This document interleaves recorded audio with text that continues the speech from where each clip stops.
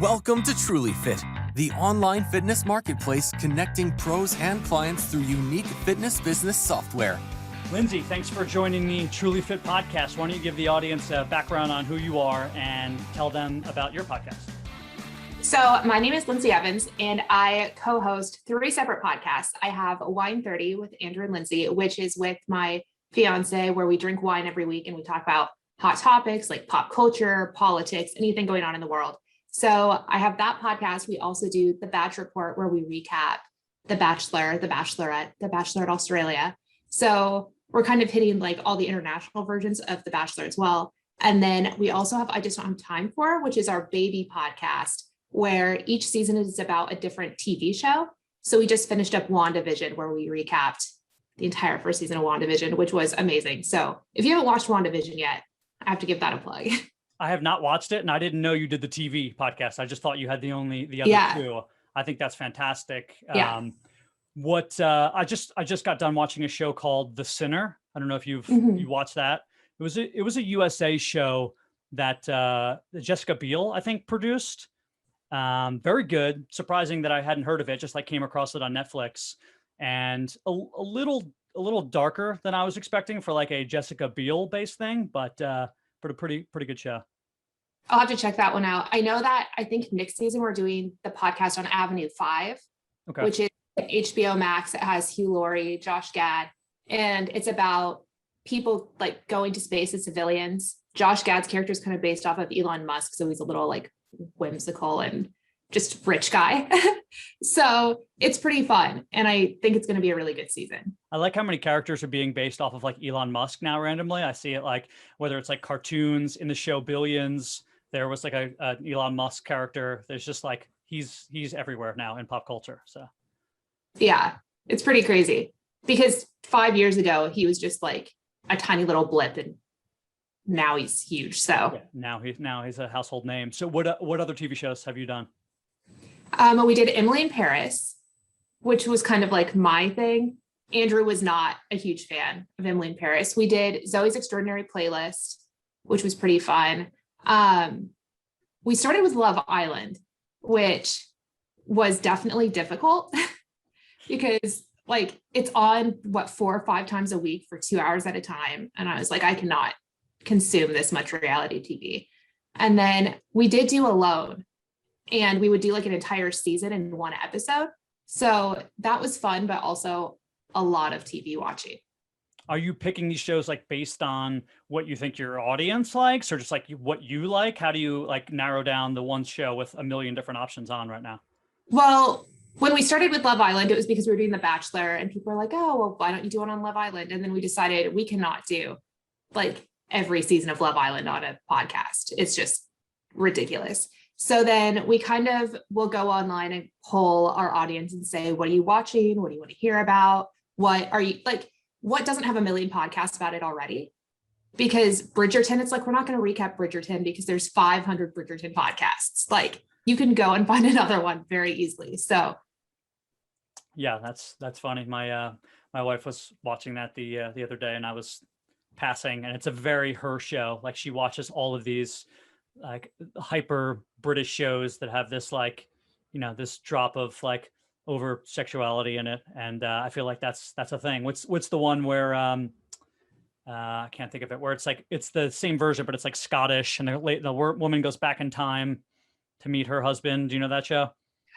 I've heard of it, and I know I've seen the preview for it a million times. I'll think of it in a second, but there's like 7 seasons, and I feel like it's the same demographic who watch both shows. But yeah, I'll have to check up on your podcast for that. I have to admit, I was a huge Bachelor fan. Not that I have anything wrong with The Bachelor now. I've just been really busy, so I've missed the last 2 seasons. But always a Bachelor nut. There was a woman for the Houston Chronicle. Her name was, I'm going to forget, Therese Odell, I want to say, who wrote the best recaps ever of The Bachelor. And so what's been going on in this season outside of the controversy? What happened as far as the final pick? Well, I mean, the final pick was obviously just a huge controversy in general, because he picked someone who then has a bunch of racist photos online and is into the whole like QAnon stuff. And then they had the Chris Harrison that, then he's out because of that. So they obviously didn't end up together because of reasons. And then now they have Caitlin and Tasia, who are like former bachelorettes, coming to host next season. And then they have 2 bachelorettes from this current season that are going to film within the next year. So they have Katie, who's from like Washington. She's about 30. She's really funny. And then they have Michelle, who's a teacher and a little bit like more of like the America's sweetheart type person. So they tried that in another season, right? I forget who it was. Was it after the Rogers season where they tried 2 bachelorettes? Well, they're not doing them together, which Okay. is like they're doing 2 different seasons, but Australia just did 2 bachelorettes for the entire season. And then New Zealand did 2 bachelorettes for the entire season. But then for Caitlin's season, they brought like in the US, they brought the 2 in and then made the guys vote as to actually stay. Oh, I do. You know what? I think a bachelorette and one doesn't. And I'm like, that's just really mean. Yeah, that's really mean. I don't know if that was a good call. I mean, I'm sure it makes for good TV, but that's also makes for needing a lifelong therapist, I think, comparing yourself to the other one. So yeah. And then it's like you get to meet the guys for what, 30 seconds, and then they have to vote. So they're basically voting off of looks at that point in time. What is Bad Chad up to now? Do you have any idea? Are you still in the Bad Chad world? Chad has an OnlyFans. Oh, he's making like $250,000 a month on OnlyFans. Yeah, so I would imagine so. Yeah, I assume that's all he's doing. I haven't seen anything else. I follow on Twitter, so I just see like the little things that pop up that say, "Oh, subscribe," and I'm like, yeah, I think I'm going to leave that. For those of you who don't know who Bad Chad is, because you don't watch The Bachelor or haven't in past seasons, he was a sort of a steroid, roid rage guy who tried to fight all the other guys in the house and was, really mean. There's typically one of those, but he took it to another level and became famous for that. And still to this day, he denies he does steroids. As a personal trainer, I can promise you, he was on steroids. He was on a lot of steroids. None of that is normal. It's not even like one of those things where 1 in a million people have that sort of like physique. There are like anatomical specificities we know that are only come when your testosterone is heightened to a certain level, and it's what we call like exogenous testosterone, which means it's given to you right outside the body. You're not raising your testosterone, but yet you're getting it from other sources. So yeah, Andrew, my fiance, used to do a lot of bodybuilding, like non-steroid, like natural bodybuilding stuff. And when he was watching it, he was like, that guy's on steroids. And you can tell because of like his veins and arteries had like the zigzag, like when you're on steroids. And he's like, that is not natural. Yeah, you get the vascularity component totally. You're also your skin looks like paper thin, for lack of a better term, because what happens is the water from the derma in between like the certain layers will get sucked into your muscles because your muscles are now using that water in a different way. That's just some of the things, but there's also like the shape of the shoulder. If you ever see someone with like a perfectly circular shoulder, that doesn't happen. Like it's almost impossible. There are freaks of nature in the NFL and the NBA, very, very few who have that, but that perfectly circular shoulder is typically another sign of like exogenous hormones. So we've been in, COVID times for the past year now.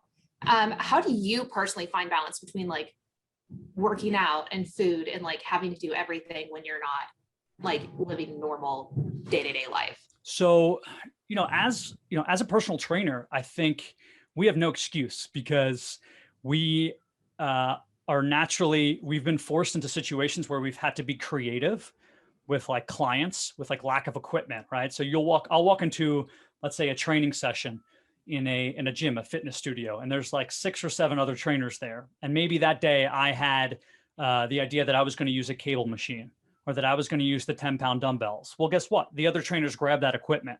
So now I got to think fast on my feet and be able to work with my client with like a band or just a table or a stool or like whatever is around to get to my goals. So I think from years of doing that, it's just a non-issue for someone like me because I can work out with almost nothing, right? You can give me, again, a chair and a band and a pair of 20-pound dumbbells, and I could recreate all the exercises I need to like stay healthy and stay fit and stay in shape. But with that said, it's most people in my industry have now sort of like pivoted. That's the word. That's the pandemic word, pivoted. They've pivoted online because you have to have like at least your toes dipped into the online water. So I think people have become lazy because now they're just like virtual training online, or they're talking to their clients online, and they don't have access to a gym. So they're not working out as much. And I think that's just, again, sign of the times, and hopefully we kick out of it soon. Yeah. How do you like tell people to stay motivated when they are working out online? Like if you are like me and I work out online very frequently because that's what I have access to. Yeah. How do you keep people motivated? Because I feel like I'll do it every single day for like 3 or 4 weeks. I'll be on a great like regimen. And then all of a sudden I'll be like, oh, I took a day off. And then one day turns into like 2 weeks. Well, I think the first part is you shouldn't get down on yourself for taking those breaks, because fitness is it's a marathon, not a sprint. However, like cliche that is, it's not about like you making it to the gym every day and doing something and beating yourself up if like you don't get there, or if like, you have family who comes in town and they're like, hey, let's go out for pizza. And then your best friend's birthday is like the next day. She's like, let's go out for drinks. And then like, it's your anniversary the next day. And like 3 days in a row, you're like, I haven't worked out. All I've been doing is eating and drinking. Like this happens to all of us, right? This is just life. Life happens and you deal with it and you move on. So first step is like, again, however corny it sounds, like forgive yourself. Just it happens. You just have to move on and have like a amnesia, have a short memory on all that stuff. But I think staying motivated online is difficult. It's part of the trainer's job, or the group fitness instructor, to make sure their people are staying motivated. Number one, you can actually have objective things that you're trying to reach, not just saying I want to stay in shape, but have some objective goals, whether that is, it doesn't necessarily have to like be like visual, like, oh, I want to have a 6-pack, but it could be like, hey, I want to be able to do 10 push-ups by the end of the year, because right now I can only do 5. And, I'm currently not meeting that goal. So that keeps you on track. Or, hey, I want to be able to like perfect my squat form, or I want to be able to do a headstand in yoga. Having any of these like objective goals, I think helps you stay motivated. And frankly, having multiple, because if you only have one and you don't reach it, that's also sort of defeating. So like with my clients, my personal training clients, I measure everything on them. So we measure calves and low quad and high quad and waist and upper waist and lower waist and glutes and arms and all these different things, because I want to show them that like there's something they're doing right here, even if they're like they didn't lose the weight they thought. Maybe their hips got smaller. So like take the small victories, so to speak, and build off of those. Awesome. So you did mention squat form, and I keep seeing ads for those machines where it like helps you squat, where you basically sit on it and do that. And then I've heard from a lot of people that they don't actually work. So I'm curious how you feel about that. Yeah, I'm not a fan. I mean, I think I know the machines you're talking about. There's a ton of ones, but the ones that are out recently, you're essentially falling backwards while you're holding on to something. So it gets you in a good squat form, in that a lot of people with squat form talk, as far as anatomically speaking, your knees should be somewhat over your ankles. They can usually push forward towards your shoelaces, but they should never go past your toes, right? And you want to keep what we call like a neutral spine. So you don't want to be rounded here. You want to have a good neutral spine as you go down. And there's a bunch of other things. The problem with that machine is, because you're holding on with your hands and going backwards, all the weight is towards the back part of your heel, right? It's all sort of like posterior loaded.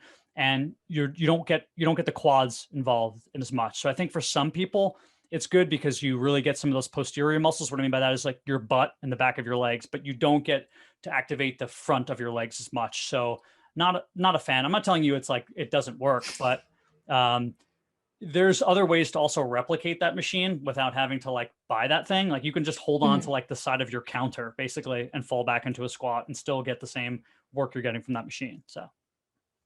Good to know. Yeah. So how test like for vitamins, for like what foods you're allergic to, your metabolic tests, because originally you had to like go to the doctor and you would get all like your blood work done. And now all these places are saying, oh, see your food sensitivities, see if you're low in vitamin C, see if you're low in magnesium. Have you found those to be relatively accurate? Not really. And there's not a lot of like longitudinal studies to show that they're even necessary. So with the hard part is in any of these studies is having separation of variables is almost impossible, right? So yeah, maybe you have first of all, almost everybody is vitamin D deficient, at least by how they mark those things. So that's another. So let me talk to that first, and then I'll work backwards. So when looking at the markers, there are ranges when you get labs done. So whether you're getting like your CBC panel done, or you're getting a hormone panel done, or you're getting a vitamin panel done, there are ranges. So that ranges, we just talked about testosterone before with Bad Chad. So testosterone ranges anywhere from like total serum from 290 to 900. So you could have somebody at 291 be considered healthy, and someone 899 be considered healthy. That's 3 times the amount, right? And they're both still considered healthy. They're both not taking anything else because they're considered healthy by the doctor. So the ranges of said thing that you're measuring are important to note, because you could be on the low end of a range but still be considered healthy.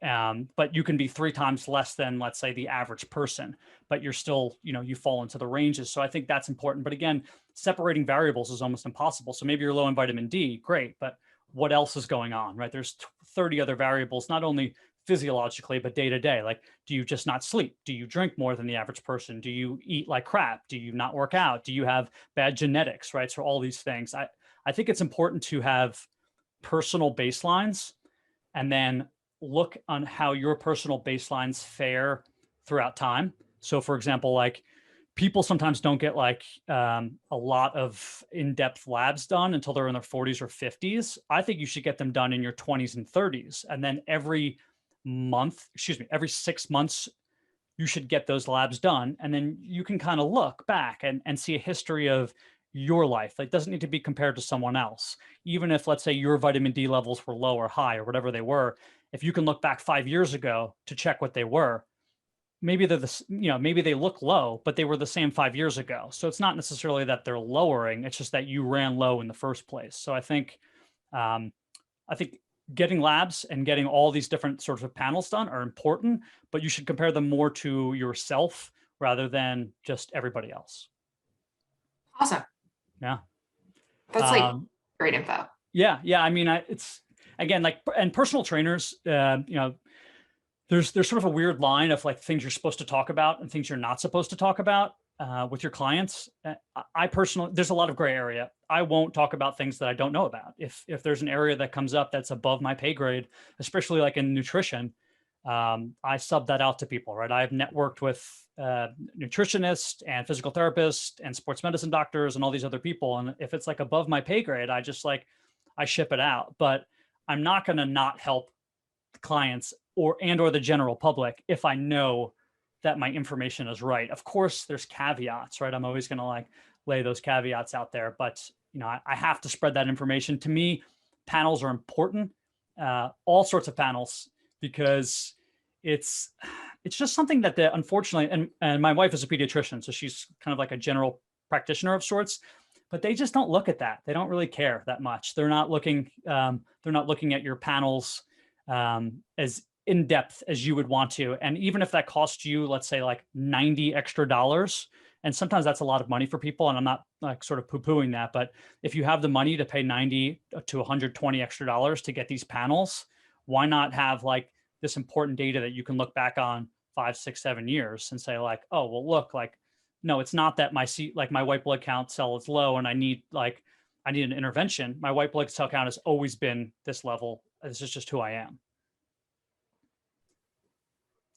So what's your deal fitness wise? What do you cling to? What's your go-to? Normally I would love to be in like Pilates and like, Okay. because I thrive in like group fitness, and because I feel like I like to look around and like keep myself motivated by seeing everyone else working out. So then working out from home is like really bizarre because it's like me. Yeah. So that's been like really tough during the pandemic. And then I did get like an upright bike, like a stationary bike, which I did for a while. And then I got rid of it because I was like, this is not like where I am thriving. We go on a lot of walks and try to get outside. And then the goal is to actually start like running more because I don't run as much as I should. And I feel my cardio up, because I can do weights at home and I can do like everything else at home, but I can't really do cardio just in my living room and actually get my heart. So yeah, I think having a balance I tell this to everybody, and I'm the same way, like having a balance of like doing things you like and doing things you don't like in fitness is good. Like you shouldn't do everything that you like, because chances are you're already good at that, if that makes sense. So like I don't like yoga, and I struggle like you with like you talking about the Pilates. I love yoga. However much like I would go into a yoga class and they'd be like, it's only you, don't judge anybody. Like it's all about you. Like I went there as like for competitive reasons, however bad of mindset that is, because I wasn't good at it. So it got me better, like going to the class and like looking around and being like, oh, like I'm not the least flexible person in here anymore. Like it helped me my mindset wise. So whether that's healthy or not, psychologically, I don't know, but not having that is tough, because now I don't want to do yoga on my own. But anyway, doing a few things that you don't like I like walking too. My wife and I go on long walks. I like kickboxing. This is a Muay Thai shirt. I don't like yoga. So you have to force yourself to do yoga. And I think it's important to have some of those things that you don't like, because typically like your body needs those things, like running for you, I guess, right? You don't like it. Yeah. I used to do dance for like, it was like 28, 30 hours a week when I was in college. So then like post college, it was like this really weird thing where I was like, well, how am I going to get that fitness in now? Because like your body goes into a place where it's not used to not working out that amount of time. And then you're like, well, now my metabolism's going to be all messed up, because that's a huge difference. And then that's why Pilates was so nice, because it was like, well, it's kind of in the same realm, but a very great toned looking legs, but like everything else is going to suffer. Like my arms are going to be like little twig arms. So, well, Pilates does. So I assume that you're doing mat Pilates, right? Yeah. Brown. So, my recommendation, if you like mat Pilates, would be to splurge here and there and take a Pilates reformer class. They're more expensive, but they typically focus on a little bit more of everything. The problem with anything that doesn't really involve equipment, like yoga and mat Pilates, is that you can't recreate pulling exercises. So you can recreate pushing exercises, meaning, so your pushing muscles are typically your chest, your tricep, and your shoulder, right? So you can recreate that by using body weight, right? Push-ups, pseudo push-ups, fake push-ups on the ground, those sorts of things, headstands, whatever, all that stuff. But pulling, you can't. So you need to actually have weight and things that you're pulling. Now, yeah, you can recreate it with a pull-up, but 95% of the population can't actually do pull-ups. So the way you do pulling exercises is you need a band or weights or something like that. So the Pilates reformer has a system in which you can do a lot of pulling type exercises and still focus on like your core and other things. So I would recommend reformer Pilates if you haven't done it. Awesome. I am going to give that a try once our gyms reopen. So what's going on exactly where you are now as far as opening and gym? Well, we are in a very small town. Like we live in a town with like 700 people. So they normally do have like group fitness classes, but they haven't because of COVID. And about 20 minutes away is a town where they have a ton of different gyms. So for a little while during COVID, they did reopen. And I was going like every week, but then they kept closing down and reopening and closing down. So it's still kind of in that weird half open, half closed thing. And then some of the gyms moved outside and moved all their equipment outside, but then they're in tents that don't have like the hand sanitizer or things to spray things down. And you're like, that is worse than just doing it inside. I don't know why you moved outside. So it's kind of this weird thing where they're starting to reopen, but I think I'm going to give it a couple more weeks. But I did just get vaccinated this past week. So I'm hoping that once everyone is vaccinated, everything will go back to normal. Nice. Well, congrats. Yeah.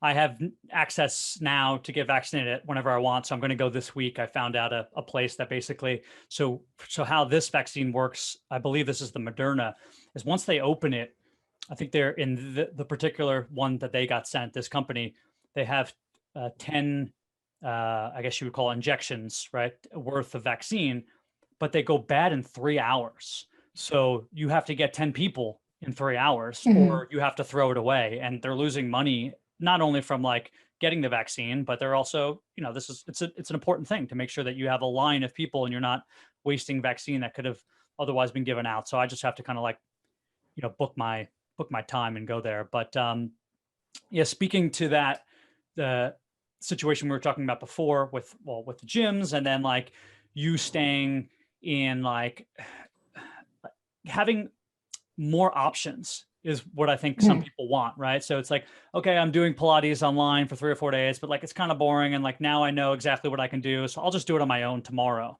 Trulyfit, what we're trying to do when we launch is that we're a marketplace where Lindsey can come in and you can pay, let's say $100, and that gets you 10 credits. And you can look at all the different trainers and all the classes on our marketplace and you can sign up. So maybe Steve's HIIT class is 1 credit, equivalent to $10. You sign up, you can take my HIIT class. You can go, you know what? I don't really like Steve. I'm not going to take his class anymore. I want to take Susie's spin class. Then you go take Susie's spin class, and maybe she charges 20 for it, which is 2 credits. And then you take that class. So it allows people who are customers, who are clients, a variety of different classes that they can take without being like tied to one thing. And then at the same time, we allow trainers to hop on here for free and host their classes. We just take a small percentage of whatever they take in.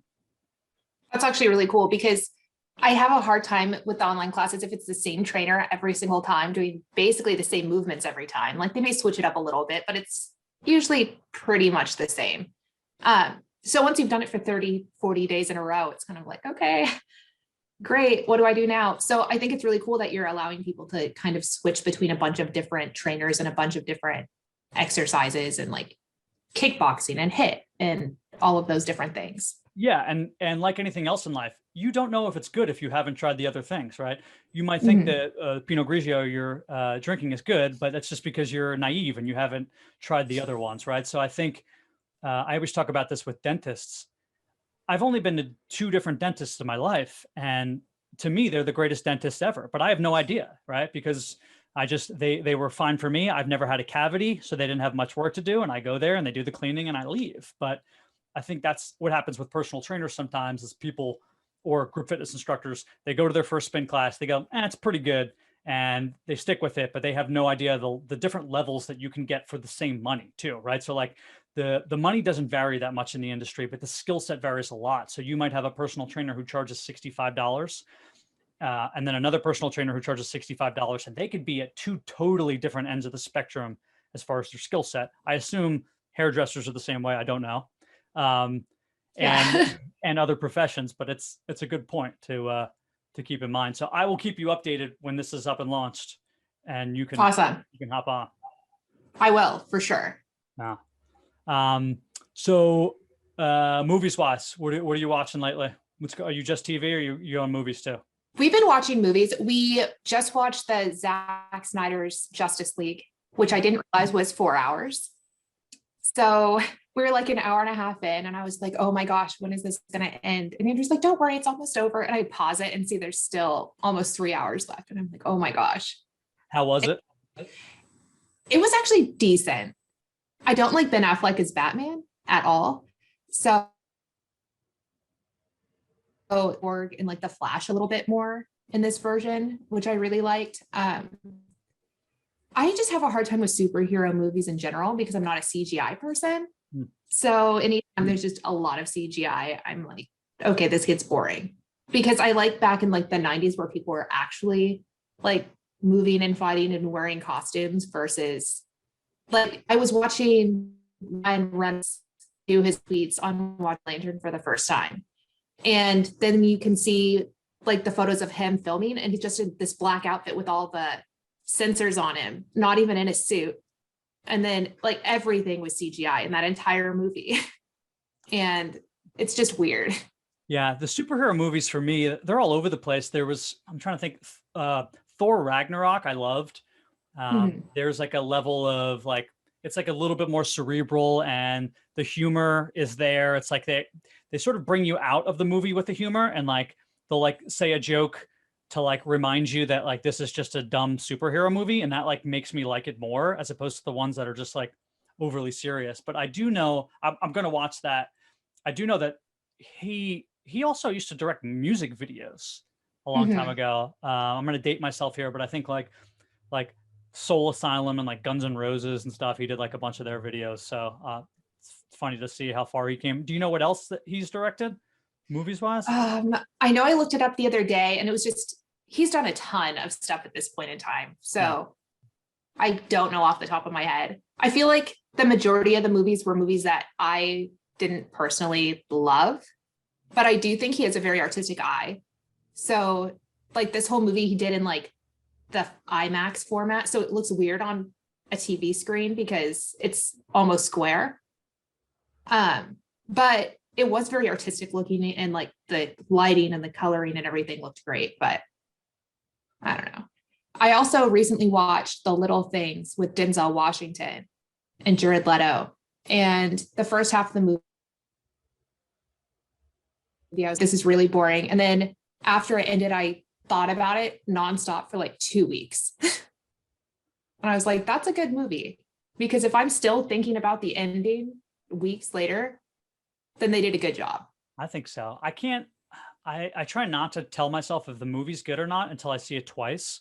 I just feel like if I see a movie once, sometimes in either direction, I'm too like tied to one thing. I'm like either like emotionally connected to it, or I found something I didn't like about it that like ruined the whole experience. So I try to watch movies twice, but also like my wife doesn't want to watch movies twice. So I have to somehow find time if we watch a movie together to like watch it over. Cause she's like, why am I going to watch this movie again? Cause she's not like, I'm a bit more of a movie TV buff than she is. So. Yeah. I usually watch things once unless it was just so good that I feel like I have to watch it twice, but then sometimes I'm disappointed the second time around. So what about with the Bachelor episodes? Do you feel like you have to go back retroactively to like watch them, or do you take notes during them when you review them? we take notes during, which always looks ridiculous because it's like you finish an episode and there's like 4 pages of notes. And you're like, but nothing really happened. So what in the world was I taking notes on this entire time? But I think it's fun when they at least say like funny lines. I like to write them down because sometimes they have people on there that just give the best commentary. I don't know. I would have a really hard time rewatching The Bachelor multiple times just because once you already know what's happening or like what happens, I think over rewatching it, I would probably just go to like a recap page and reread through it to see what other people caught onto that maybe I didn't, because rewatching it's just really rough. Well, for those people who don't watch The Bachelor and are listening to this, there are some great lines in The Bachelor. My favorite of all time is Corinne's when she said, everybody takes naps. Abraham Lincoln and Michael Jordan, they took naps. Why can't I take a nap? That was my favorite line the whole time in The Bachelor. I feel like Corinne in general had some of the best like one-liners. And then I think it was The Bachelor Australia. There was this girl named Mary, and every single thing she said about anything was just hysterical. And she never had a one-on-one date. She made it to like the final 4 or 5, still hadn't had a one-on-one date. And I was like, I know the producers are just keeping her around because she's so funny that they're just like, oh, just keep her around a little bit longer. But then she went on Bachelor in Paradise there and then fell in love with someone who wasn't even from The Bachelor. They brought in some like normal guys. She fell in love and now they're having a baby and are married and having a great life. So I didn't even know there was international bachelors now, not to mention international coverage podcast of these bachelor shows. What are they on? Are they streaming? How do you see them? So there's this website called Bachelor Archive where you can see all of the different countries' bachelors. They have it in like Vietnam, they have it in New Zealand, they have it in Australia, in the UK. And like we'll go on and we'll just download them or stream them and watch. And you can pay a fee so you don't have any ads, or not a fee. It's like a donation. It's kind of like Wikipedia where they're like, oh, if you want to donate 37 cents, then you can keep us online. So that's pretty cool. And they're kind of like The Bachelor used to be, where the producers aren't meddling quite as much, because now on the American one, it's like you can tell that producers have told people to do specific things or make them feel a certain way so that they get like, they'll make them cry so that they can have the shots of someone crying, even if they're not actually upset about what's going on. And I feel like it's just gotten a little bit too much and they're trying to manipulate it in a way where people aren't even.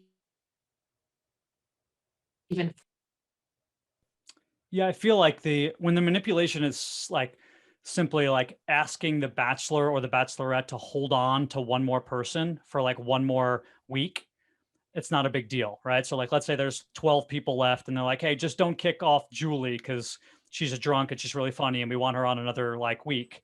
That's not a big deal. But I feel like when they start to like mess with like what goes on in like the day to day, like break a champagne bottle or something so people are yelling at each other, I think that's like, that's a little bit too much. And it's obvious when they do it. Yeah. And there were people like, I know on Peter's season, like 2 seasons ago, he had really liked this girl, Kelly, who he had actually ran into in an airport a few weeks before the show. So they had met. They met at a wedding in Chicago or something, right? Or like she was at a wedding and he was at a class reunion or something, and they were at the same place and they had met. And then they kept telling him the entire time, oh, she doesn't really like you. Don't bother taking her on a date. She's like not interested. So he booted her, ended up with someone else. Then he broke it off with her because he didn't really like her. Then they say, oh, go after Madison. So they fly like Madison in without like even discussing with him if he was interested. Then they break up, obviously, because they don't want to be together either. Then he goes back to Kelly and she's like, they wouldn't even let me around you. Like they wouldn't even let me have time with you. And I was really interested. And they like kept people separated because it didn't fit the storyline that they wanted. Yeah, I have to say, Pilot Pete was probably the most frustrating season I've ever watched as far as like the Bachelor himself. It's just, it seemed like he was doing everything to make it not work and going down the wrong path. Like with him and Madison, there was no chance, right? They were too different. Their families were too different. They weren't going to overcome that thing, whether they thought they had some special romance that could circumvent all those things. It's just, if you're an adult and you have a functioning relationship like I do, that like there are some things that love will not like surpass. And that just wasn't going to be one of them. So, but yeah, I thought that him and Kelly had like a good rapport when they were on camera. And I was surprised on how they sort of like pushed for those girls. And I think part of it was that Madison had that all American, like country girl kind of Midwest thing where she probably had there was more eyeballs and they want as many eyeballs as they can on that TV. If it was her, where like Kelly was a little bit sort of like, like a business professional, kind of like snooty city girl where they're like, well, you're not doing as much for like ratings as like the all-American cheerleader will. So, yeah, I agree. But Wine Ben was my favorite, I think, because he was just kind of an ass. And a lot of them are like kind of nice, or they do everything they can to like project themselves nice, but he really wasn't that nice. And I thought that made the season fun. And then he picked like the mean girl in the end, and it was like, it's great. Yeah. Like, even though they didn't work, everyone knew they weren't going to work, but it was still fun. Yeah. Yeah. It was fun. And so speaking of Wine Ben and wine, tell us how you pick your specific glass of wine for each podcast. Are you drinking something different each time? Are you sponsored by wine? How does this come about?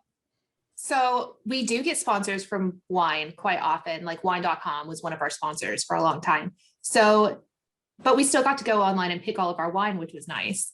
Is it, oh, here's a certain amount of money to go on our website and buy wine. So I basically choose based on season, because like throughout the year, I kind of change what I want to be drinking. So like we've been in like a Pinot Noir phase because it's kind of like coming out of winter into spring, like it's a nice light red. And then we'll probably move on to rosés because springtime, and then some like crisp whites. And then we go back to the reds, and we do try to mix it up though. So we don't have like, oh, we have 4 weeks in a row of like Sauvignon Blanc. Like no one wants to hear us talk about Sauvignon Blanc every single week. A lot of times we go to the store and we just see what's new, what's there, what we haven't tried yet. And we'll like pick those up. We try to keep it different every single time, just so we're not talking about the same few wineries or varietals every single week.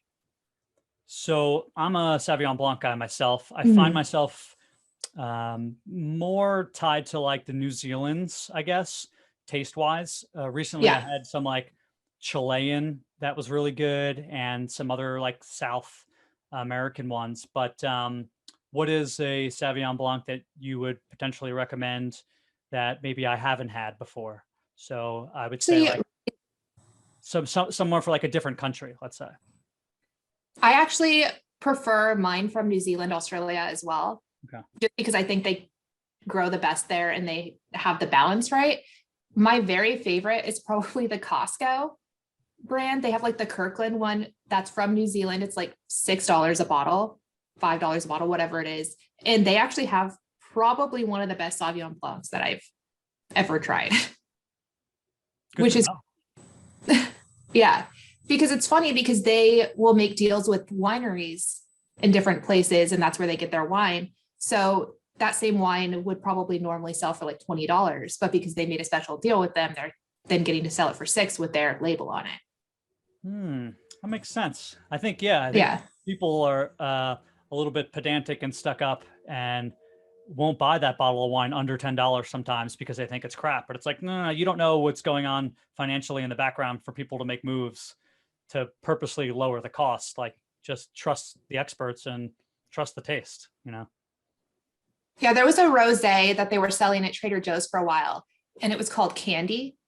And it was really deceiving because it was a dry rosé, but it was called Candy, so you assume it's sweet. So we picked it up because it was on sale for $2.99. And we're like, this is amazing because it's dry just like we like it and no one's buying it. So we kept buying like more of it because that was a great deal. And we found out that it normally sold for like $25 a bottle, but the winery was having a hard time selling it because of the name and the branding. So then they made deals, they sell it for $2.99 and people don't want to buy it because they think it's cheap. But realistically, they just picked a really bad name. Well, yeah. I mean, the things you don't think about. There's a Target brand red blend that has like, I guess you would call it like an allspice cinnamon kick to it. So it's like a good wintry thing that I got during like Christmas. I can't find it anymore, but it was like my favorite red blend of all time. And it was like a $7 bottle. So I think you can find, you know, even if it's not like considered high end, but like your taste preferences probably go the full range of price range. Mm-hmm. So. Yeah, we did a $50 bottle of Pinot Noir this past week.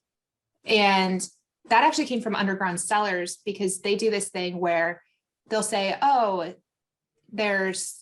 we have 800 bottles of bold reds or whatever, and we're selling them for $25 a piece. And it's completely random what you get. Everything is at least $25, but they range up to like an $800 bottle.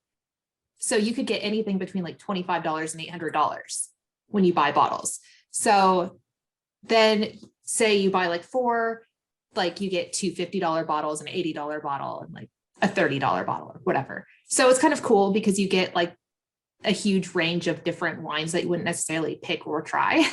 Yeah.